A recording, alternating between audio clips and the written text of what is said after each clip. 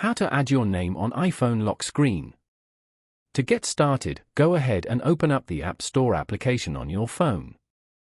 Once you're here, go to the bottom right corner and tap on the search icon. Go to the search bar at the top and type in the name of the application you want to download.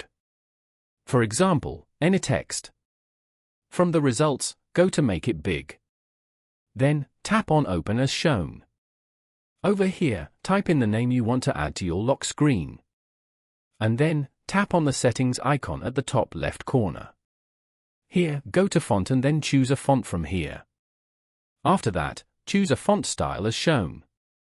Then, go to Text Color to change the font color. Once you're done, tap on Done at the top left corner. Now, go back and swipe down on your screen to open the lock screen. Long press on any part of the screen and tap on Customize below. Here, select Lock Screen. Tap on any widget from here and select Big.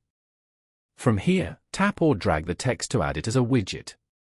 Then, tap on Done. Following these steps, you can easily add your name on iPhone lock screen.